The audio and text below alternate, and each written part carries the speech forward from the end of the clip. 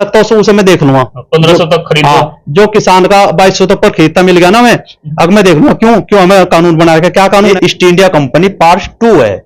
ये जो जियो कंपनी है, ये जितनी भी कंपनी है, ये जितने भी कॉर्पोरेट घराने हैं, जितने भी उद्योगपति है, ये तो ईस्ट इंडिया कंपनी पार्ट 2 है। ये देश के हित में नहीं है, केवल एक तो ज्यादा खा के मर गया और एक भूखा मर गया। दोनों दोनों मरना दोनों ने। उसके मोबाइल के लिए किसान को गाय बेचनी पड़ी। हाँ, जो घर का साधन थी, जो घर का साधन थी। हाँ, मोबाइल खरीदा और क्या ऑनलाइन क्लास पढ़ी होगी, मैं तो मानता नहीं ऑनलाइन क्लास में किसी ने कुछ हासिल किया होगा। उसे कहा था कि पहले तो मैं आपकी आमदनी घटाऊंगा, इतनी घटाऊंगा कि नीचे ले आऊंगा 27 रुपए पे, और 27 रुपए पे एकदम 54 कर दूंगा, और ये 500 रुपए मैं आपको दूंगा महीने के, तो वो जोड़ कर लगभग उतना बैठा है। वो सरकार की दुगनी आमदनी। ये जनता भ्रमित में न रहे। उस किसान ने देने जो घर के उसके बच्चे हमारे थे कि हमारा पिताजी बाजार में जाएगा और सामान बेच का होगा और आओगा, कुछ सब्जी या कुछ अच्छा फल या कुछ हमारे लिए कपड़े या कुछ लेकर आओगा, तो उनके मन पे क्या बीतती है? तो ऐसा इंतजार है। और वो जो खाली हाथ आवे, मतलब नीची नाड़ करके आवे और ये बतावे कि मेरे पे निकाल दिए, तो उस घर पे क्या बीतती होगी? आत्महत्या के यही कारण है, एकदम डिप्रेशन में आ गए, इसलिए आत्महत्या करें। नमस्कार, स्वागत है आप सभी का। मैं आपके साथ मुस्तफा चौधरी, और मेरे साथ आज खास मेहमान हैं राजकुमार उर्फ बबली, पूर्व प्रधान है महंगी से। सामाजिक चिंतक है, समाज में आसपास घटित घटनाओं पर, राजनीति पर काफ़ी पैनी नज़र रखते हैं। और आज जिस मुद्दे पर हम बात करेंगे ये आप सभी की रोज़मर्रा से जुड़ा हुआ है और सभी की आय से संबंधित है। बात करेंगे हम जो अभी कंपनियों ने रिचार्ज महंगे किए हैं, उनका आम आदमी पर क्या प्रभाव पड़ा है, क्या कंपनियां घाटे में चल रही थी, क्या रीजन रहा रिचार्ज बढ़ाने का, और उसके साथ साथ किसान की आमदनी और उसकी फसल के वाजिब दाम, एमएसपी, इन सब पर हम बात करेंगे। रामकुमार जी, आपका बहुत बहुत स्वागत है। बहुत बहुत धन्यवाद मुस्तफा भाई, आपने इस मुद्दे को प्राथमिकता दी और हमारे पास आए, आपका बहुत बहुत धन्यवाद। अभी मोबाइल तो सबके पास हैं और ये मजबूरी भी है। मोबाइल ऐसा नहीं है कोई आज शौक या मोबाइल नहीं रखता, क्योंकि हर सरकारी योजनाओं से मोबाइल जुड़ा हुआ है, नंबर हर जगह देना पड़ता है और ये एक जिंदगी का अहम हिस्सा बन गया है। कोई ये कहे कि मोबाइल बिना काम चल जाएगा, नहीं चल सकता। और कंपनियों ने अभी पहले तो कंपटीशन अपना ख़त्म किया, फ्री देकर जो है लोगों को अपने कस्टमर बढ़ाए, और अब जब सबके पास मोबाइल हो गया, सबके पास सिम हो गए, घर में 2-2 3-3 मोबाइल हो गए, अब मुनाफा कमाने के बावजूद भी कंपनियों ने 25% रिचार्ज पर रेट बढ़ा दिया है। कैसे देखते हैं साहब? इसे थोड़ा समझने के लिए हमें इतिहास में जाना पड़ेगा। हमारा इतिहास क्या है? ये घटना है 1608 ईस्वी की। 1608 ईस्वी में सर थॉमस हॉकिंस इंग्लैंड से आए, एलिजाबेथ महारानी ने भेजे, और हमारे यहाँ बादशाह थे जागीर, तो उनसे आके मिले, उन्हें कहा मैं यहाँ पर व्यापार करना चाहता हूँ, और धीरे धीरे उन्हें अनुमति दे दी जागीर ने, बादशाह ने, और व्यापार करना शुरू कर दिया। और व्यापार करते करते करते करते करते करते वे आगे बढ़ते चले गए। उन्हें कोठी बनाई, वो बनाया, वो अपना व्यापार करते ले, और फिर उस व्यापार में थोड़ा मुनाफा राजा को भी देते थे, और राजा को बहुत अच्छा लगा। राजा ने फिर उनका व्यापार बढ़ाते चले गए। राजा के खून मुंह लग गया। राजा का खून मुंह लग गया, साधारण सी भाषा में उसको, हाँ सीधी भाषा में कहें कि उसको अपनी फ्री की आमदनी आनी शुरू होगी, जनता से न लेकर उससे लेना शुरू कर दिया। लेकिन क्या था, एक रूटीन था, वो जनता से लेता और जनता से लेके कुछ अपने पास रखा था, लगभग 90% और 10% उसे सरकार से बादशाह दे देता। तो वही प्रक्रिया आ जाए यहाँ से, यानी कि ये ईस्ट इंडिया कंपनी पार्ट 2 है। ये जो जियो कंपनी है, ये जितनी भी कंपनी है, ये जितने भी कॉर्पोरेट घराने हैं, जितने भी उद्योगपति है, ये तो ईस्ट इंडिया कंपनी पार्ट 2 है। ये देश के हित में नहीं है, केवल अपना मुनाफा देखें, और अपना मुनाफा देखने के लिए धीरे धीरे पहले उसको सरकार को चारा दे रहे हैं और सरकार को लारा लगावे हैं और सरकार को अपने पक्ष में ले और अपने पक्ष में उनसे यानी कि नियम कानून बनवावे। और यही जियो ने करा। जियो एक ऐसी कंपनी है कि जियो कंपनी जब खड़ी हुई, जियो कंपनी के उद्घाटन भी हमारी सरकार करती है। ये एक शर्मनाक बात है कि जो प्राइवेट कंपनी को हम बढ़ावा दे रहे, क्योंकि हमारे पास एक बीएसएनएल है। बीएसएनएल सरकारी भारत संचार निगम लिमिटेड जो सरकारी कंपनी है, जिसको अगर मुनाफा भी होगा तो सरकार के पास जाएगा, सरकार के पास से फिर वो वेलफेयर में यानी कि जन कल्याण में जनता पे वापस आओगा। लेकिन इनका मुनाफा केवल इन्हीं के पास रहेगा। और मेरा जो मानना है, इन्हें एकदम अचानक जो बढ़ाया, अचानक बढ़ाने का कारण क्या है कि सरकार तुमसे कुछ नहीं कहेगी। सरकार को क्या पूछना नहीं चाह, जो संचार विभाग है हमारा, संचार मंत्रालय, उसे पूछना नहीं चाह, आपने 20-25% एकदम तुरंत क्यों बढ़ा देगा? आपने कुछ घाटा था, कुछ दिक्कत? सभी कंपनियों ने एक साथ बढ़ाया, सभी कंपनी आपस में मिली हुई है। उन्हें क्या काम करा? पहले बीएसएनएल को खत्म करने के लिए, यानी कि सरकारी कंपनी को खत्म करने के लिए पहले रिचार्ज फ्री दिए, फिर फ्री के बाद उसके साथ 15 रुपए का डाटा दिया, उसके बाद फ्री के बाद फिर वो 50 रुपए का किया, 50 के बाद 150 का गया, 150 को 350, 350 से 699, 699 से इब्जा सीधा एकदम ये 20% बढ़ाएगा। पता नहीं कितना होगा, वो तो जोड़ने की बात है। लेकिन जोड़ने की मैं बता दूं आपसे, अभी अगर मुनाफे की हम बात करें तो एयरटेल की अगर बात करें, एक तिमाही का 2000 करोड़ का मुनाफा है एयरटेल का। यानी कि अगर एक साल में जो है 4 तिमाही होती है, 8000 करोड़ रुपया मुनाफा होने के बाद भी अगर कंपनियां रिचार्ज बढ़ा रही, तो क्या सरकार को इस तरफ देखना नहीं चाहिए? 8000 करोड़ तो कुछ नहीं है, 50 हजार करोड़ का मुनाफा है। और कच्चा माल कुछ नहीं लगता, इनका कुछ नहीं खर्च होता। अभी चलो किसान पे तो डीजल लगाया और अगर वो बढ़ाया, उनका वो बढ़ गया, रेट बढ़ गया। इनका तो कुछ भी नहीं बढ़ाया। इनसे अगर कोई पूछने वाला हो क्या आपका क्या कच्चा माल बढ़ गया जिसलिए आपने रेट बढ़ाया, मतलब 50 हजार करोड़ रुपए मुनाफे में चल रही कंपनी और फिर रेट बढ़ा रही और सरकार उसे पूछ नहीं रही। हाँ, संचार विभाग उसे पूछ नहीं रहा। ये नहीं मेरी समझ में बात आई। दूसरी तरफ अगर किसान एमएसपी की बात करता है तो बोलती हैं कि ये जो है सरकार पर भार पड़ जाएगा बहुत सारा, सरकार वहन नहीं कर सकती। चलो, किसान से पहले मैं आपसे एक बात बताऊं।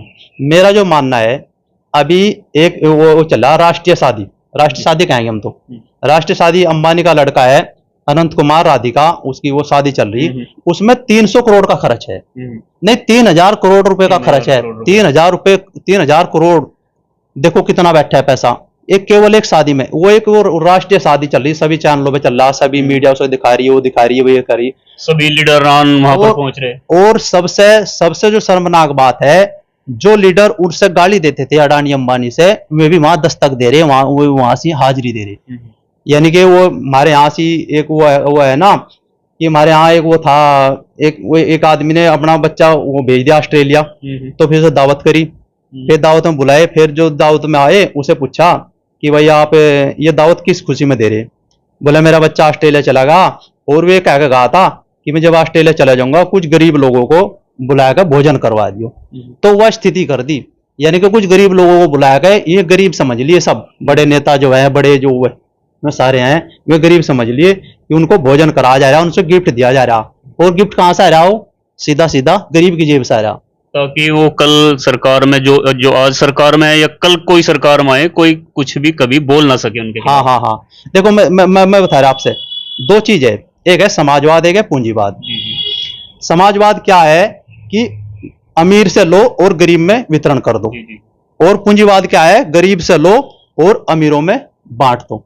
और ये पूंजीवाद ये है कि गरीबों की जेब से 20% बढ़ाया गया, वो करके मनमानी करके लिया जा रहा और फिर वो उनमें बड़े लोगों में बांटा जा रहा है। यानी कि मिली भगत है सबकी, कॉर्पोरेट की भी, उसकी भी, सरकार की भी, सबकी मिली भगत है। मिली भगत से सारा काम करा जा रहा है। मतलब गरीब की उस पर जेब पे डाका डाला जा रहा। गरीब तो मजबूर है, सारी कंपनियों ने भगा दी और इसका बीएसएनएल ठप कर दी, बीएसएनएल की रेंज कम कर दी। मतलब बीएसएनएल मतलब 3G पे चल रहा, वो 5G पे चल रहा, तो कौन लेगा फिर? और फिर एक बात और होगी, जैसे ही ये रेट बढ़ा और वो मतलब सिम पोर्ट कराने लगे उसमें बीएसएनएल में, तो उसके नियम लागू, वैसे नियम इतने सख्त कर दिए कि 7 दिन में पोर्ट होगा, वो सिम आपका 7 दिन बंद रहेगा, 7 दिन ऐसा करना पड़ेगा। तो उस झंझट में सोच रहा है छोड़ पर 20% देगा, अपना काम चालू रखो, क्योंकि मोबाइल से सारा एक दिन भी मोबाइल के बिना व्यक्ति रह नहीं सकता। मोबाइल से सारा सिस्टम जुड़ गया। आप मोबाइल से लेन देन कर रहे, पेमेंट भी मोबाइल से कर रहे, मोबाइल से अपने ओटीपी आ रही है, मोबाइल से आपके सारे डाटा आ रहे, मोबाइल से आप जो गरीब बच्चे हैं वो तैयारी कर रहे, पढ़ाई की तैयारी कर रहे, वो सारा का सारा मोबाइल से कर रहे हैं। अब जब नेट से वो क्लास लें और उसमें देखें बेचारे और वो तैयारी करें, उन पे बाहर गए। एक अनपढ़ गरीब भी अगर वो अपनी पेंशन बनवाएगा वृद्धावस्था की तो वहां पर भी नंबर जाएगा, हाँ। ओटीपी आएगा। अब उसके भी लिए मजबूरी है नंबर रखने की। हाँ, वो नेट रखना ही पड़ेगा उसे, उसे भी रखना ही नेट पड़ेगा। पर का रखना पड़ेगा, नहीं यानी कि रोटी कपड़ा और मकान के बाद नेट हो गया बजा बिल्कुल। चौथे नंबर पे। ये मतलब जीवन की रोजमर्रा की गरीब से गरीब और ज्यादा आवश्यकता है, उसकी पेंशन है, उसकी कहाँ है, वो नाज है, वो सब कुछ है, सिस्टम है, उस सारा का सारा उसी से जुड़ा है, खाते नंबर उसके, मतलब जो सरकार की योजना है वो सारा का सारा नेट से जुड़ा है। अच्छा, सरकार बीएसएनएल से भी पैसा कमा सकती थी, लेकिन प्राइवेट कंपनियों को प्राथमिकता देने के पीछे क्या कारण लगता है आपको? बीएसएनएल से पैसा सरकार कमा सकती थी, अब सेठों के जरिए पैसा कमा रही है, इसके पीछे क्या कारण? इसके पीछे सीधा सीधा कारण क्या है, अगर बीएसएनएल पैसा कमाओगा वो सीधा सरकार में जाएगा और सरकार को उसका हिसाब देना पड़ेगा, सरकार उसको लूट नहीं सकती क्योंकि उसका हिसाब देना पड़ेगा, अगर लूटेगी तो उस पर वो गबन का केस लगेगा, वो तो, और उसमें वेलफेयर में देना पड़ेगा, सब कुछ देना पड़ेगा, यानी कि वो सरकार का है, पब्लिक का पैसा है वो। और जो प्राइवेट सिस्टम है वो रिकॉर्ड में रहेगा एक तरह से। वो तो रिकॉर्ड में रहेगा बीएसएनएल वाला तो। और ये प्राइवेट पे जाएगा, प्राइवेट पे गया और प्राइवेट से कहा भी आप 50,000 करोड़ मुनाफा कमाओ और इसमें से 10,000 करोड़ यहाँ कर दो, 40 इलेक्ट्रल बॉन्ड इसका एक बेहतरीन उदाहरण है। इलेक्ट्रॉनिक बॉन्ड, इलेक्ट्रॉनिक बॉन्ड के जरिए पार्टियों को ही डायरेक्ट चंदा दे दिया, ना कि सरकार को। हाँ हाँ, एक वो है। अच्छा, इलेक्ट्रॉनिक बॉन्ड देखो, आप एक उदाहरण लो, इलेक्ट्रॉनिक बॉन्ड भी एक मैं तो उसको अपराध मानूं, मैं नहीं कि रिश्वत मानूं, और ये सीधी रिश्वत ले रहे और इन पर कोई कार्रवाई नहीं है नेताओं पे, और मोटी रिश्वत ले रहे और क्या ले रहे, डंके की चोट पे ले रहे, मतलब ये नहीं हमारी समझ में आई बात है। समझ में ये भी नहीं आई। दर्शकों, मैं आपको बता दूं, ये जो रिचार्ज पर रेट बढ़ाया है 25%, अगर ये बड़े रेट की मैं बात करूं तो वार्षिक 50,000 करोड़ एक्स्ट्रा वसूल करेंगी कंपनियां, और 50,000 करोड़ कितनी मोटी रकम होती है आप अंदाजा लगा सकते हैं। एक बार किसानों का कर्ज माफ हुआ था 71,000 करोड़, और करीब करीब बड़े बड़े किसान, छोटे किसान, सबका कर्ज माफ हो गया था। इतनी बड़ी रकम है 71,000 करोड़, और ये 50,000 करोड़ एक्स्ट्रा वसूली, जबकि मुनाफे में भी कंपनियां चल रही हैं। देखो कितना फायदा दे, ये कह रहे 16 लाख करोड़ रुपए उनका राइट ऑफ कर दिया, यानी कि उनका कर्जा माफ कर दिया, और फिर ऊपर से बढ़ावा दे दिया कि आप कितना भी लूटो, जनता ने लूटो, यानी कि सब जनता को लूट के उनसे देना और थोड़ा सा में उनसे दे दें जो उन्हें लुटवा रही है, उनका सहयोग करिए लुटवाने में, और बाकी अपने पास रखे हैं। यानी कि सारा सिस्टम क्या है, इसमें गरीब मारा जा रहा और बड़ा बड़ा होता जा रहा। अर्थशास्त्र के वैसे अर्थशास्त्र में जो है 2 शेप हो, एक हो वी शेप, एक हो के शेप। हाँ, वी शेप तो क्या है, गरीबी बढ़ो अमीरी बढ़ो दोनों बढ़ो, और एक हो के शेप, यानी कि के ऐसे बने। के में क्या है, इसमें एक नीचे चली गई लाइन, एक ऊपर चली गई, यानी कि अमीर तो बढ़ो और गरीब नीचे को जो अमीर गरीब की बीच की खाई बहुत चौड़ी। हाँ, वो मतलब आज की जो अर्थव्यवस्था है सारी सारी सारी के शेप में चल रही, गरीब और गरीब होता जा रहा और अमीर होता जा रहा। और हमें ये भी नहीं पता लग रहा है इस पैसे का करेंगे क्या। हमें अगर थोड़ा सा आध्यात्मिक सिस्टम से सोचें, एक तो ज्यादा खा के मर गया और एक भूखा मर गया, दोनों मरना, दोनों मरे लग रहे। वे मतलब ज्यादा पैसा लुकोने में, छुपाने में, उसमें टैक्स से बचने में, और एक गरीब आदमी में कुछ भी नहीं है बेचारा, वो भूख से मर गया। हाँ, ये बहुत बड़ी दिक्कत है। असमानता मतलब पूरी असमानता है, इसी को पूंजीवाद कहें। अच्छा, चलो ये तो हुई कंपनियों की और सरकार की बात। अब हम दूसरी तरफ चलते हैं, किसान की तरफ। एक तरफ कंपनियों के लिए खुली छूट, कितना भी रिचार्ज बढ़ाएं, कितना भी लूटें आप। दूसरी तरफ किसान एमएसपी के लिए भटकता है, 13 महीने आंदोलन करता है और वर्षों बार बार आंदोलित किसान रहता है, और उसकी एमएसपी सरकार देने में असमर्थता जताती है, जबकि किसान घाटे में चल रहा है। मैं कुछ उदाहरण अगर आपको दूं, पहले भी मैंने एक उदाहरण दिया था, एक प्याज का किसान वो मंडी में लेकर के गया प्याज, और उसे उम्मीद थी कुछ यहाँ से पैसे लेकर जाऊंगा, लेकिन जब मंडी के जो आड़ती हैं उन्होंने उसको पर्चा दिया हिसाब किताब का, तो किसान की आंखें फटी की फटी रह गई, क्योंकि मंडी ने जो पर्चा दिया था उसके आड़ती ने, उस पर किसान को पैसे नहीं देने थे। उसमें पर्चे में लिखा था कि 3 रुपये 50 पैसे किसान ने वापिस देने आड़ती को, क्योंकि उसकी सफाई करने में, उसकी भराई करने में, तुलाई करने में जो खर्च आया वो प्याज की कीमत से अधिक था। हाँ। एक तरफ ये किसान की हालत, और धुलाई सफाई जो उसका झरना वो लगाना, मजदूरी, वहां की आड़त की मजदूरी, आड़त काट कर वो सारा रिकॉर्ड, आपका कहने मतलब है कि और वापस किसान ने देने, और जो किसान ने पैदा की, उसकी जमीन भी थी, उसमें उसे मेहनत भी की, लागत भी लगाई, उसको छोड़ दीजिए। और उस किसान ने देने जो घर के उसके बच्चे हमा में थे कि हमारा पिताजी बाजार में जाएगा और सामान बेच का होगा और आओगा कुछ सब्जी या कुछ अच्छा फल या कुछ हमारे लिए कपड़े या कुछ लेकर आओगा। तो उनके मन पे क्या बीती? बिल्कुल, हम तो किसान के बच्चे हैं। अगर अनाज साल भर में 6 महीने में मंडी में जाता है तो बच्चे घर इंतजार करते हैं आज कुछ लेकर आएगा। हाँ, ऐसा इंतजार है। और वो जो खाली याद आवे मतलब नीची नाड़ करके आवे और ये बतावे कि मेरे पे निकाल दिए, तो उस घर पे क्या बीतती होगी। आत्महत्या के यही कारण है, एकदम डिप्रेशन में आ गए, इसलिए आत्महत्या करे किसान इन कारणों से। और जो ये बढ़ाया, चलो आपने बहुत बढ़िया बात की किसानों की, मतलब किसान को तो अपनी कीमत भी न मिले, अपनी कीमत से भी नीचे चला जा, और इनको अपनी कीमत ही मिल रही है और मुनाफा भी ज्यादा लेते चले। इनकी मर्जी है, कोई नियम कायदे है ही नहीं कि आप यहाँ तक बढ़ाएंगे, इससे आगे नहीं बढ़ाएंगे। और किसान का एमएसपी यानी कि मिनिमम प्राइस भी उसका तय करने के लिए आप तैयार नहीं है। हाँ, वही दिक्कत है ना, मतलब किसान पे तो अपना भी ना ले सके बेचारा, और ये समझो दूसरा भी लूटते रहे। देखो मैं आपसे बताऊं, ये कितनी मनमानी करें, और सरकार भी कितना प्रेशर करे इन कामों के लिए। जब कोरोना चल रहा था जी, कोरोना में जबरदस्ती सभी स्कूलों में ऑनलाइन क्लास चलवाई जी। ऑनलाइन क्लास किस लिए चलवाई? कि जिससे इनका डाटा बिक सके, सब रिचार्ज करा सके, इनकी आमदनी बढ़े, और स्कूल वालों को भी फीस मिले। स्कूल वालों को तो फीस बाद में मिले, पहले इनकी आमदनी बढ़े। स्कूल वालों को तो बेचारों को थोड़ी बहुत मिल रही थी, उतनी नहीं मिल रही थी, लेकिन इनकी आमदनी बढ़े। जबरदस्ती सब पे बड़े मोबाइल खरीदवाए गए और फिर उनमें डाटा करवाया गया और फिर ऑनलाइन क्लास चलाएगी। 5 साल का बच्चा ऑनलाइन क्लास में क्या पढ़ लेगा? जो बच्चा टट्टी हो गए ये बोल रहा है कि मम्मी मुझे कल्ली धो दे, तो ऑनलाइन क्या पढ़ लेगा? ये नहीं मेरी समझ में। इस पर मैं एक और उदाहरण दे दूं, मेरे ध्यान आ गया। एक बात और बताऊं मैं, और इससे एक सामाजिक ह्रास होया। सामाजिक ह्रास क्या होया सबसे बड़ा, मैं आपसे बता दूं कि चलो ये तो ओपन बात है, सब समझे कि 16 साल का लड़का लड़की या 12 साल का लड़का लड़की से मोबाइल दे दिया, उसमें नेट है और नेट में सब कुछ है, पूरी दुनिया में जो कुछ पढ़ा सब कुछ है, और उन्हें वो सब कुछ देख लिया उसमें, पढ़ाई से अलावा, पढ़ाई तो बाद में करी, उन्हें वो सब कुछ देख लिया अकेले में, जो 18 साल के 21 साल के बाद अलाउ है, मतलब समाज अलाउ करे। उससे समाज में बहुत हरास आया, मतलब मतलब चरित्र उसका हनन होया। ये सब तो बड़ा नुकसान है। मैं आपको एक बता रहा था, जैसे कि कोरोना काल के दौरान ऑनलाइन क्लासें चलाई गई। एक हिमाचल का केस आया था, मैंने वो वीडियो देखी थी संदीप चौधरी के शो में। एक किसान का बच्चा था, गरीब किसान, और उसके पास कोई पैसा नहीं, और बच्चे को थी पढ़ने की ललक, उसको मोबाइल चाहिए था, घर में मोबाइल था नहीं, बड़ा मोबाइल जिस पर भी ऑनलाइन क्लास चला सके। तो घर में एक गाय थी जिसके सहारे वो दूध बेचकर अपना गुजारा बसारा करते थे। उसके मोबाइल के लिए किसान को वो गाय बेचनी पड़ी।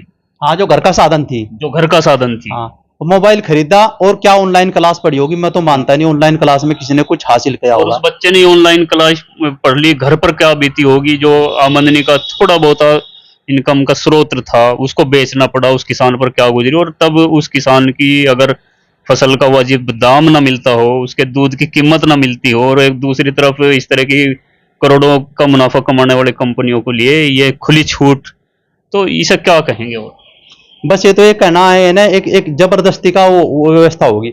और एक गड़बड़ और करें कि भाई अब 2G लिया, पहले में 2G वाला मोबाइल लिया, फिर वह 3G आ गया, ये मोबाइल फैल, फिर 4G वाला आएगा, 3G वाला फैल, हम लेते जा। अब जब 5G वाला आएगा भाई 4G वाला फैल, मतलब मोबाइल भी बुकवाने ज्यादातर और डाटा भी बढ़ाना, ये सारा ड्रामा होता जा रहा।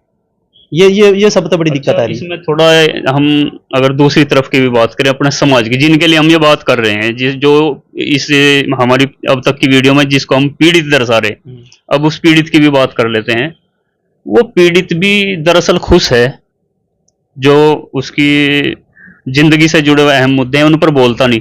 और आज कोई धार्मिक उन्माद की बात हो जाए, वो हिंदू हो या मुसलमान हो, वो सबसे पहले सड़क पर निकल जाएगा, जिससे उसका कोई सरोकार नहीं, नुकसान होगा। और जबकि जो उसके अधिकारों का हनन होता है उस पर वो बोलने के लिए, उसको देखने के लिए भी, अभी वीडियो देख लीजिए आप, इसके व्यू देख लीजिए कितने आएंगे, और एक उन्मादी अगर मैं वीडियो बना दूं उसके व्यू कितने आएंगे। तो ये समाज भी हमारा दूसरी तरफ भटक गया।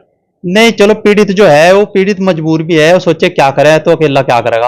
अगर चलो कोई सब मिलकर आवाज, कोई समूह आवाज उठा रहा तो उसके साथ सब सब तैयार हैं। जैसे कि पहले किसानों का आंदोलन छोटा हो गया था, और जैसे ही पंजाब के किसान है, हरियाणा किसानों ने और हमारे पश्चिमी यूपी के किसानों ने आवाज शुरू करी तो वो आंदोलन एकदम विस्तार होता चला गया।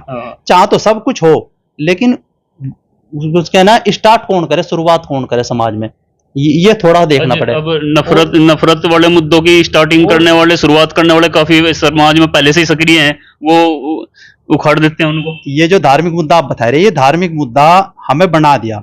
धार्मिक मुद्दा किस लिए बनाया? राजनीति ने बनाया। राजनीति वालों की इसमें वो चला है, धंधा चला है। उसको खाद पानी मिला हुआ है बाकायदा राजनीतिक लोगों वो सबसे आसान है भाई।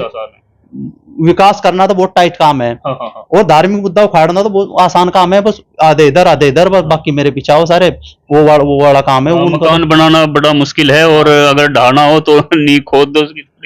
उनसे आप कहें कि भाई किसानों की आमदनी बढ़ाओ, किसानों की आमदनी नहीं बढ़ाने की। किसानों की आमदनी तो वही 27 रुपए रहेगी, 27 रुपए पर दिन किसान की आमदनी प्रतिदिन रहेगी। लेकिन अगर ऐसा मुद्दा है उसमें कुछ भी नहीं लगता, और बैठ कर आनंद लेंगे, अब आया मजा, अब कोई दिक्कत वाली बात नहीं है। और वैसे तो प्रधानमंत्री ने कहा था कि मैं आय दुगनी करूंगा 2022 तक। हाँ, हमारे किसान भ्रमित हो गए कि आय दुगनी करेगा। मेरे में एक 1.5 लाख रुपए का वो मतलब फसल हो रही, तो वो 3 लाख क्यों नहीं, 3 लाख क्यों नहीं? लेकिन वो ऐसा नहीं था। उसके आप पीछे जाओ, उसे कहा था कि पहले तो मैं आपकी आमदनी घटाऊंगा, इतनी घटाऊंगा कि नीचे ले आऊंगा 27 रुपए पे, और 27 रुपए पे एकदम 54 कर दूंगा, और ये 500 रुपए मैं आपको दूंगा महीने के। तो वो जोड़कर लगभग उतना बैठा है, वो सरकार की दुगनी आमदनी। ये जनता भ्रमित में न रहे। और आप एमएसपी वाली बात कर रहे थे ना, एमएसपी का भी थोड़ा क्लियर कर दूं मैं किसानों को। एमएसपी तो भाई मिनिमम सपोर्ट पर आई जाए वैसे तो, मतलब मिनिमम यानी कि न्यूनतम समर्थन मूल्य, कम से कम, इससे कम नहीं खरीद सकते, इससे कम नहीं खरीद सकते। लेकिन सरकार का एमएसपी दूसरा है।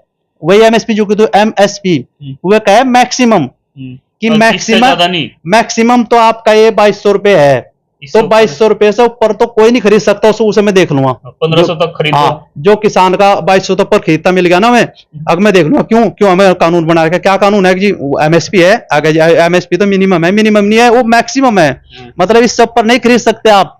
ये मैं जब तक सरकार बैठी, उससे नीचे आप मतलब 2200 के बजाय आप 1800 खरीदो, 1600 खरीदो, 1400 खरीदो, 1200 खरीदो, आप पे कोई और जब तक किसान की फसल बिक रही है, और जब किसान के घर से फसल आ जाए मंडी में, फिर हाँ बस फिर वो उसमें मंडी में आ गई, या उसमें आ गई, व्यापारियों के स्टोर में आ गई, फिर अपने हिसाब से अपने रेट में देगा। आज की मैं बात बता दूं, करीब 2200 के रेट अनाज बिका फसल पे, और अब जो है 2500 से शायद ऊपर ही अनाज कीमत है अभी। अब तो उनके हाथ में चला गया ना, अब अपनी मर्जी से बेचेंगे, अपनी मर्जी से बेचेंगे। और कर्ज की क्या हालत है किसान की?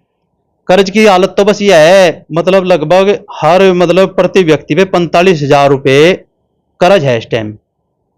मतलब उस पे मतलब आम किसान पे, एक किसान पे। और आपने देखा होगा, आपने बताया भी कि 72,000 करोड़ रुपए कर्ज माफ करा था, वो लगभग सभी किसानों को हो गया था। हाँ, अगर चलो ये एयरटेल ने चलो बढ़ा दिया, चलो मान लिया बढ़ा दिया, इसको 5% और बढ़ा दो आप। 5% बढ़ा के आप कम से कम किसानों का कर्ज माफ कर दो एक बार। कम से कम किसानों से ही गया और उन पे वो आ गया वापिस। भाई सरकार की भी वाहवाही होगी और सारा काम होगा। लेकिन ऐसा करने की नहीं। कर्ज की मैं बात अगर बताऊं, 42,000 पर किसान पर कर्ज था उस दिन 2013-14 के दौरान। हाँ, उस टाइम। और आज के टाइम 72,000 पर किसान उस दिन कर्ज है। हाँ, वो तो वो है ना, कर्ज दुगना हुआ ना कि आमदनी। वो तो उन्हें तो दुगना कहना था कि भैया आमदनी दुगनी हो या कर्ज दुगना हो, वो तो दुगना करना। आप उन्हें इस बात तो कोई लेना देना नहीं है। इधर स्विस बैंक में या बाहर के बैंकों में कितना वो वहां का पैसा बढ़ेगा, उससे कोई लेना देना नहीं है उन्हें। लेकिन उसे पहले कहते हैं हम वापस लाओगे, वापस की बजाय और वहां से वो डबल कर दिया वहां सारा। मतलब सारी जनता की लूट हो रही है एक तरह। रिचार्ज मतलब मैं तो अब जो पता लगा कि रिचार्ज ही इसलिए बढ़ाए गए कि भाई हमें राष्ट्रीय शादी करनी थी, एक राष्ट्रीय शादी के लिए रिचार्ज बढ़ाए। मतलब वैसे तो चलो उनके एकदम अचानक याद आया इतना खर्च होगा, ये कहां से निकलेगा, तो ठीक है ऐसे कर दो, उठाएगा फिर राष्ट्रीय शादी होगी, और उसे राष्ट्रीय शादी घोषित कर दो, और फिर उठाएगा उसमें जनता को खुश करो। जनता भी उसमें सोशल मीडिया पे चलाओगी भाई अनंत की राधिका की शादी हो रही। तो ये आज मेरी सबसे डिफिकल्ट वीडियो थी अब तक। आपको कैसी लगेगी ये तो अभी वीडियो चलने के बाद पता चलेगा, लेकिन मैंने तय किया है हर संडे में किसी न किसी मुद्दे पर और अपने क्षेत्र के किसी भी एक्सपर्ट के साथ हर संडे में वीडियो बनाई जाएगी। जिस तरह की आज बबली भाई के साथ बनाई, आपने वीडियो कैसी लगी कमेंट बॉक्स में बताएं। और हर संडे को शाम 7 बजे किसी अलग मुद्दे पर वीडियो आएगी, देखना जरूर। और वीडियो को अगर आपने अच्छी लगी हो, आप मानते हैं कि मैंने ये सही मुद्दा उठाया और ऐसे मुद्दे उठने चाहिए, तो वीडियो को कृपया शेयर कीजिए, लाइक कीजिए और कमेंट बॉक्स में अपनी राय बताएं हमें क्या सुधार करने हैं। बने रहिए हमारे साथ और चैनल को सब्सक्राइब जरूर कीजिए। धन्यवाद।